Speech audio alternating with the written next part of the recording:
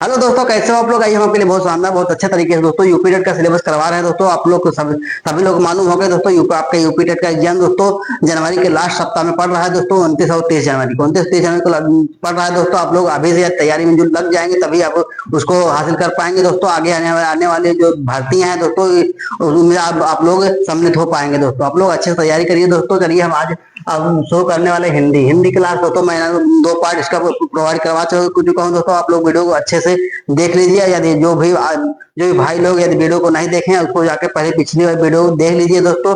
मैं आपको कल वाले वीडियो में दोस्तों पढ़ाया था दोस्तों अक्षर और वर्ण के बारे में समझाया था दोस्तों।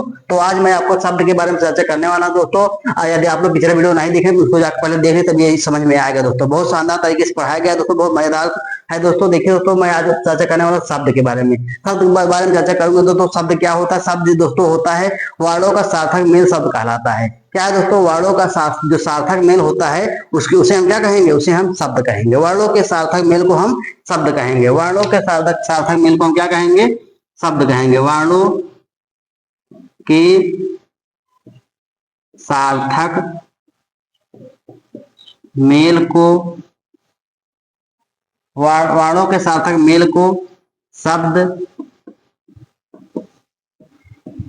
कहते हैं। वर्णों के सार्थक मेल को हम क्या कहेंगे? शब्द कहेंगे दोस्तों। कैसे होगा? सार्थक होना चाहिए, निरर्थक नहीं होना चाहिए। जैसे हमने आपको बोला सड़क, जैसे हमने आप लोग बोला सड़क बोल दिया और बोल दिया पानी। पानी पानी क्या है? पानी ये सार्थक है निरर्थक है दोस्तों?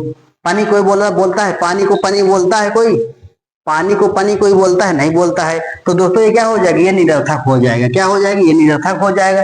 सड़क सभी लोग बोलते हैं। सड़क पे चल रहे हैं, सड़क पे गाड़ी आ रही है, सड़क पे बस आ रही है, तो ये सब लोग बोलते हैं सड़क। तो ये क्या हो जाएगा? ये सार्थक शब्द हो जाएगा। सड़क में जैसे यहाँ पे हमने निकाला सा प्लस आ प्लस उसके बाद डा, उसके बाद क्या निकालोगे दोस्तों?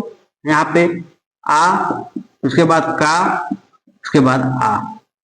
अब इसमें क्या करोगे? पा प्लस आ प्लस ना प्लस ई। देखिए यहाँ पे जब इसको जोड़ोगे दोस्तों पनी, इसका क्या होगा? सड़क।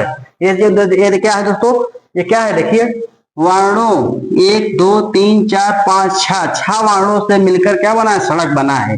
6 वर्णों से मिलकर सड़क बना है। और क्या है? सार्थक है। सार्थक मेल को दोस्तों क्या इसको आपको ध्यान देना है। शब्द किसे कहेंगे? शब्द किसे कहेंगे? जब वो सार्थक हो, निरर्थक नहीं हो जाए। जैसे हम आपने अभी बताया पनी, पानी क्या सार्थक है? पानी हम लोग क्या बोलते हैं? पानी बोलते हैं। पानी पीना है, पानी ले आओ इधर, पानी उधर ले जाओ, तो हम लोग क्या बोलते हैं? पानी बोलते हैं। वर्णों के सार्थक मेल को हम क्या कहेंगे? शब्द कहेंगे। आपके एग्जाम में आएगा दोस्तों, ऐसे जो आएगा दोस्तों आप लोग जब नहीं कर पाओगे, जब उसमें 4 ऑप्शन रहेगा, वर्णों के मेल को शब्द कहते हैं, वर्णों के सार्थक मेल को शब्द कहते हैं, तो आप लोग ये पढ़े रहेंगे तभी तो उसको कर पाएंगे, तभी तो टिक मार पाएंगे हाँ ये सही हो सकता है। वर्णों के सार्थक मेल को शब्द कहते हैं। तो दोस्तों शब्द क्या होता है? शब्द जो है भाषा की सबसे छोटी लघुत्तम, शब्द क्या होता है? शब्द दोस्तों भाषा की सबसे छोटी या लघुत्तम सार्थक इकाई होती है दोस्तों। शब्द क्या होते हैं?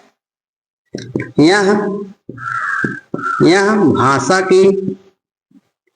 भाषा की सबसे छोटी या लघुत्तम, क्या है? लघुत्तम क्या होती है? लघुत्तम सार्थक इकाई होती है। क्या होती है? सार्थक इकाई। क्या है दोस्तों? सार्थक इकाई होती है। शब्द क्या होते हैं? शब्द दोस्तों वर्णों के सार्थक मेल को शब्द कहते हैं। शब्द दोस्तों यहाँ भाषा की सबसे छोटी या लघुत्तम सार्थक इकाई होती है। तो दोस्तों अगला आता है दोस्तों आपका उपवाक्य। क्या है दोस्तों? अगला आता है आपका उपवाक्य। उपवाक्य क्या होते हैं? उपवाक्य क्या होता है? आधा वाक्य दोस्तों। क्या होता है? आधा वाक्य या आधा आशय प्रकट करने वाला वाक्य क्या कहलाता है? उपवाक्य कहलाता है। क्या कहलाता है? आधा वाक्य या आधा आशय प्रकट करने, आधा वाक्य या आधा आशय प्रकट करने वाला वाक्य, करने वाला वाक्य क्या कहलाता है? उपवाक्य कहलाता है। क्या कहलाता है दोस्तों? क्या कहलाता है? आधा वाक्य या आधा आशय प्रकट करने वाला वाक्य क्या कहलाता है? उपवाक्य कहलाता है दोस्तों, उपवाक्य कहलाता है। जैसे दोस्तों हम एग्जाम्पल देते हैं आपको, जैसे एग्जाम्पल आपका है, जैसे मैं पढ़ रहा था तो खाना आ गया। मैं पढ़ रहा था तो खाना आ गया। क्या है? मैं पढ़ रहा था तो खाना आ गया। मैं पढ़ ही रहा था तो खाना आ गया। मैं पढ़ रहा तो खाना आ गया। अगर नहीं खाना आ तो मैं और पढ़ता। मैं पढ़ रहा ही था तो क्या आ गया? खाना आ गया। ये क्या हो गया? ये दोस्तों आपका उपवाक्य हो गया। मैं पढ़ रहा था, ये क्या हो गया? उपवाक्य हो गया। तो खाना आ गया। मैं पढ़ रहा था तो खाना आ गया। मैं पढ़ रहा था तो खाना आ गया। इसका मतलब दोस्तों मैं पढ़ रहा था, ये यहाँ तक दोस्तों ये क्या है? ये उपवाक्य है। और ये पूरा क्या है दोस्तों? ये पूरा क्या है? ये पूरा आपका वाक्य है। मैं पढ़ रहा था तो खाना आ गया। अब देखिए दोस्तों, अब अगला आता है दोस्तों वाक्य। वाक्य किसे कहेंगे? वाक्य किसे कहेंगे दोस्तों? वाक्य किसे कहेंगे? पूर्ण भावार्थ को प्रकट करने वाली इकाई वाक्य कहलाती है। क्या कहलाती है दोस्तों? पूर्ण भावार्थ को प्रकट करने वाली इकाई क्या कहलाती है? वाक्य कहलाती है।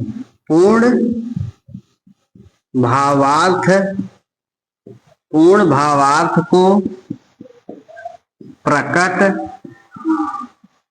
करने वाली इकाई, पूर्ण भावार्थ को प्रकट करने वाली इकाई को पूर्ण भावार्थ को प्रकट करने वाली इकाई क्या कहलाती है? वाक्य कहलाती है। वाक्य कहलाती है।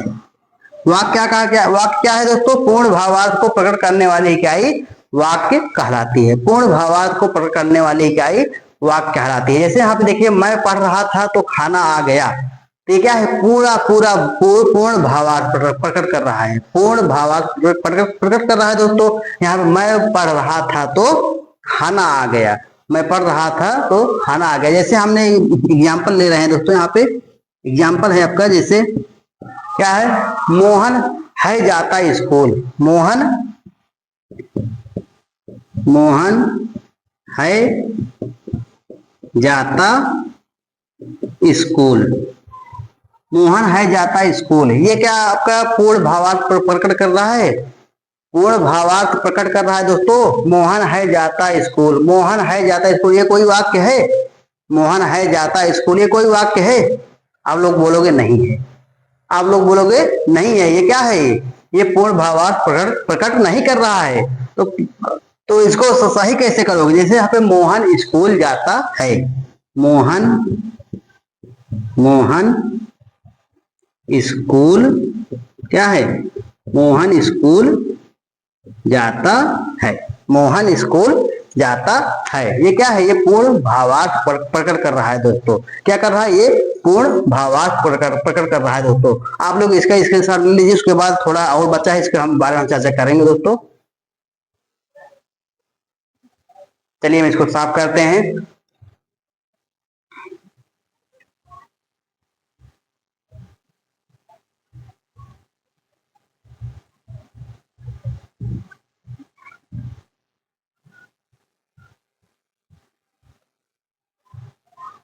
तो दोस्तों इसमें जैसे मैं आपको ये इंपॉर्टेंट चीज बताने वाला हूँ। इंपॉर्टेंट चीज ये बहुत इंपॉर्टेंट है, बहुत मोस्ट इंपॉर्टेंट। यहाँ से क्वेश्चन बहुत आते हैं। यहाँ से क्वेश्चन हमेशा पूछा जाता है दोस्तों। मैं बहुत अच्छे से बहुत अच्छा इंपॉर्टेंट क्वेश्चन बताने वाला। देखिए दोस्तों, बाल पहाड़े की सबसे छोटी इकाई वर्ड कहलाती है।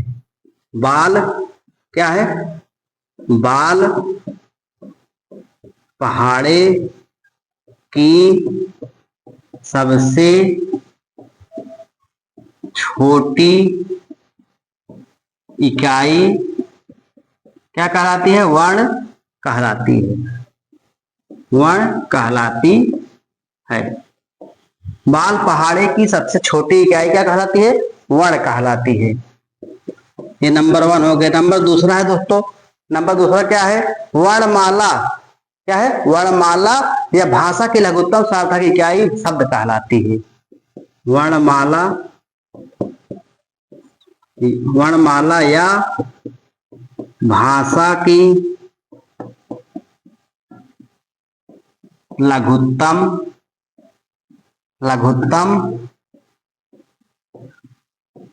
सार्थक इकाई क्या कहलाती है? शब्द कहलाती। क्या है? वर्णमाला या भाषा की लघुत्तम सार्थक इकाई क्या कहलाती है? शब्द कहलाती है। भाषा की सबसे छोटी भावार्थ या पूर्णांक इकाई क्या कहलाती है? वाक्य कहलाती है। क्या है दोस्तों? भाषा की सबसे छोटी भावार्थ, जो भाव प्रकट करे दोस्तों, जो भाव प्रकट करे, भावार्थ या पूर्णार्थ, जो पूरा अर्थ प्रकट करे दोस्तों, पूर्णार्थ। क्या है? भाषा की सबसे छोटी भावार्थ या पूर्णार्थ इकाई क्या कहलाती है? इकाई आपकी वाक्य कहलाती है। तो दोस्तों ये यहाँ से क्वेश्चन आते हैं। बाल पहाड़े की सबसे छोटी इकाई वर्ण कहलाती है। वर्णमाला या भाषा की लघुत्तम सार्थक इकाई शब्द कहलाती है। भाषा की सबसे छोटी भावार्थ या पूर्णार्थ इकाई वाक्य कहलाती है। यहाँ से क्वेश्चन कई बार क्वेश्चन पूछा गया है दोस्तों। ये मोस्ट इंपॉर्टेंट है दोस्तों। जितना आप तीन वीडियो में मैं पढ़ाया हूँ दोस्तों, यहाँ से ये तीनों क्वेश्चन बहुत अच्छे क्वेश्चन है दोस्तों। यहाँ से बहुत अच्छे क्वेश्चन यहाँ पे पूछा जाता है दोस्तों। इसको आप लोग जरूर याद कर लीजिएगा दोस्तों। उसको आप लोग याद करो या ना करो, लेकिन यहाँ से ये तीनों जरूर याद करके जाना है दोस्तों एग्जाम में। यहाँ से क्वेश्चन जरूर आएगा दोस्तों। तो दोस्तों मैं आपको पढ़ाया, स्वनिम पढ़ा दिया, ध्वनि पढ़ा दिया, वर्ण पढ़ाया, अक्षर पढ़ाया, शब्द पढ़ाया, उपवाक्य पढ़ाया, वाक्य पढ़ा दिया। ये यहाँ भी आपका ये कंप्लीट होता है दोस्तों। उसके बाद मैं अब कल और अच्छे से उसको चर्चा करूंगा दोस्तों। अभी वर्णमाला भी आपका खत्म नहीं हुआ है, वर्णमाला भी खत्म नहीं हुआ दोस्तों। उसके बाद अभी इसका उच्चारण, स्थान के बारे में चर्चा करेंगे दोस्तों। स्वर के बारे में चर्चा करेंगे, व्यंजन के बारे में चर्चा करेंगे दोस्तों। उसके बाद बहुत अच्छे तरीके से फिर संधि, समास, ये सब के बारे में हम चर्चा करने वाले हैं। बहुत शानदार तरीके से आपकी वीडियो दोस्तों डेली आपको प्रोवाइड होती रहेगी दोस्तों। आप लोग ये वीडियो को लाइक सब्सक्राइब कर लीजिए दोस्तों। आप ये मत सोचना कि ये बस 2-4 क्लास पढ़ा के यहाँ से गायब हो जाएंगे। गायब नहीं होंगे दोस्तों। पूरा क्लास पढ़ाएंगे, पूरा हिंदी की क्लास पढ़ाएंगे दोस्तों। सब पूरा प्रोवाइड कराएंगे दोस्तों, बिल्कुल फ्री में पढ़ाएंगे दोस्तों। ये मत सोचना कि यहाँ के 2 पढ़ा के फिर बोलेंगे नहीं इतना ऐसे करो ऐसा करो। तो दोस्तों ये सब धोखा नहीं दिया जाएगा आपको। आप लोग वीडियो को लाइक सब्सक्राइब शेयर कर दीजिए। धन्यवाद। जय हिंद, जय भारत।